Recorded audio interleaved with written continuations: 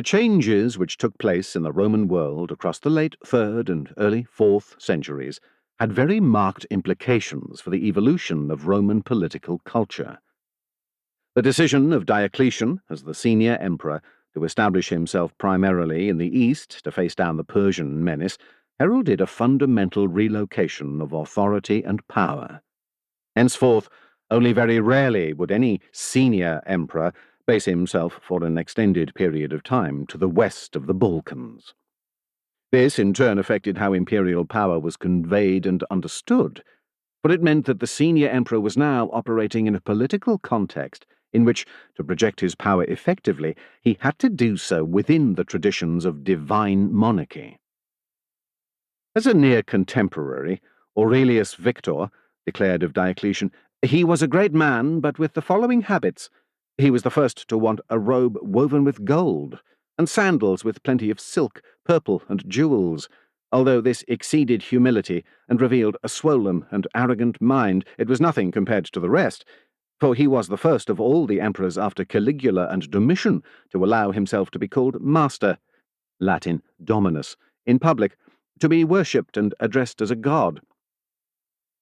The imperial office had become both highly militarized by virtue of the rise of the soldier emperors and highly ceremonialized, with the emperor increasingly depicted in both Eastern and Western contexts as the representation of divinity on earth.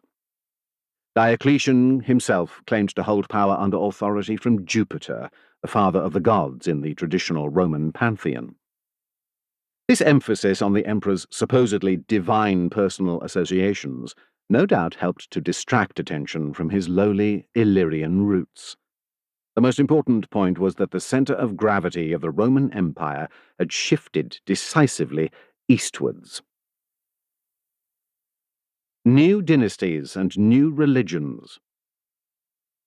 Perhaps because he did not have a son to whom to pass on power, and also perhaps as a nod to traditional Roman constitutional values, Diocletian never attempted to turn the tetrarchy that he established into a dynastic system, although the families of the various tetrarchs did intermarry.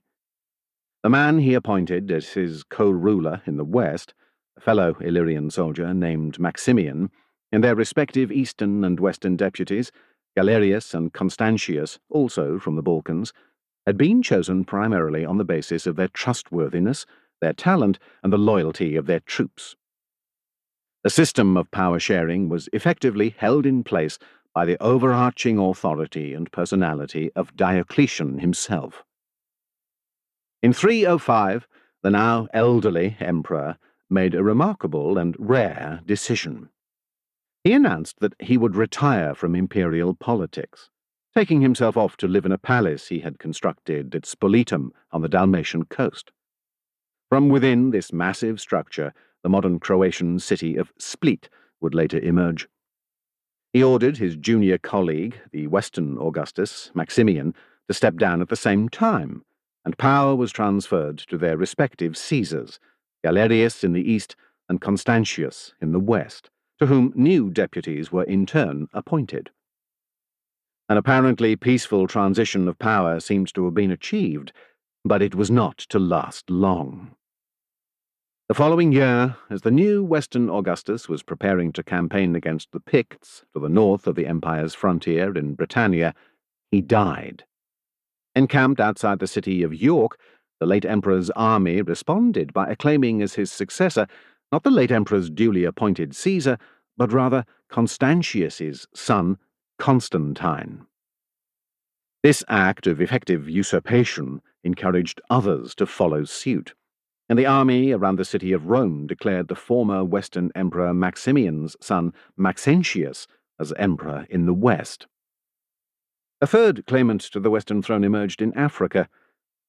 Within barely a year of Diocletian's retirement, the tetrarchy had been torn asunder by rival dynastic and political ambitions, fueled by the support given to the imperial pretenders by their armies in the field, who clearly felt they had much to gain in terms of pay, supplies, and prestige by being led by an emperor and showing loyalty to his family.